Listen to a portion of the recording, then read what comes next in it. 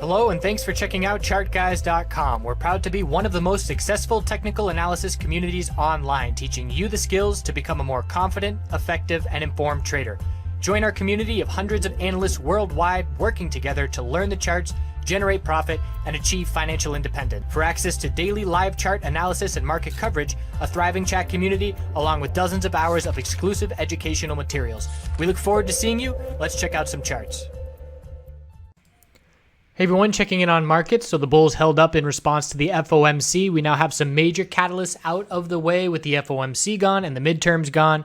So we're still at this resistance zone, 281.15, 281.10, 281.22, three tops all at this level. And the bulls are going to try and confirm the 4-hour bull flag and see that follow through. So the 4-hour chart is very healthy consolidation. The hourly chart gave us a lower high and lower low, but when you break a support level and change the trend and you don't get follow through and the bulls buy that dip right after, that's when you look for the potential of a bull flag scenario. So that dip was in response to that buying of the dip was in response to the FOMC. So the question is, can the bulls break this clear zone of resistance for continuation on this pattern? Or are we going to come down and break 279.22 and look at 277 as the next support and start healthy daily consolidation? Because the daily chart is going to form a higher low. Anything above 269.59 will do it. So that's what the bulls are looking for once we do lose that hourly uptrend more convincingly. IWM also holding on for the bulls. Mid-October resistance of 158.86, yet to break that level. So also standing and watching that same resistance that SPY is trying to battle against. IWM is as well. Lose the hourly uptrend on IWM and we'll look for healthy daily consolidation. Bulls wanting to hold a higher low compared to 152.35. Weekly charts again for both SPY and IWM,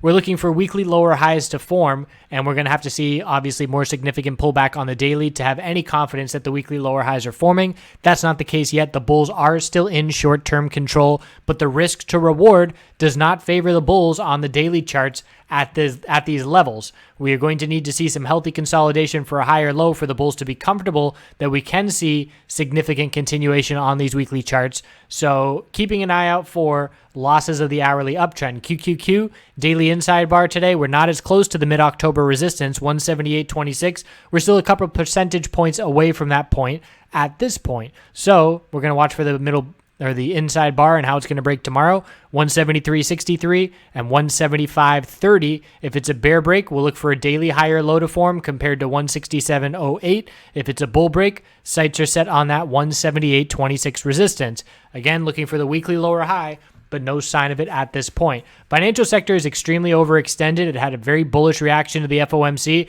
but we've been running up from these lows pretty much a 10% move over the last couple of weeks, and there's a lack of resistance right now. After 27.52, we're looking all the way up at 28.14. So the weekly time frame here as well. Again, equilibrium is most likely. We're very extended. The risk to reward does not favor the bulls. It favors the bears because we've already bounced so significantly at this point. So we're looking for the weekly lower high and then a weekly higher low of consolidation after that, but there is no sign of it. We have to lose the hourly uptrend to be looking for daily consolidation.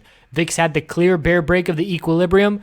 A bit bummed that we don't have that equilibrium set up going into mid-November to be watching.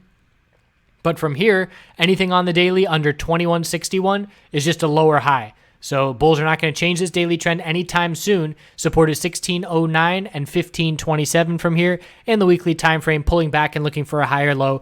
But we're going to have to change the daily trend in order to be confident that our higher low has been established. Pretty much the opposite of what we're looking for everything else. So bottom line is, midterm perspective, we are absolutely looking for lower highs to be set on weekly time frames. But short term, heading into tomorrow, the bulls still have full control at this point, and we're watching to see if they're able to break these resistance levels from both the highs of the past couple days as well as the highs of the mid-October bounce attempt. So bulls still short-term control, but I'm certainly very cautious bullish and actually looking for potential bearish positions, and I have already initiated some of that hedging that I was talking about in the video from yesterday. Hope you're well. We'll see you over the weekend. Have a great night.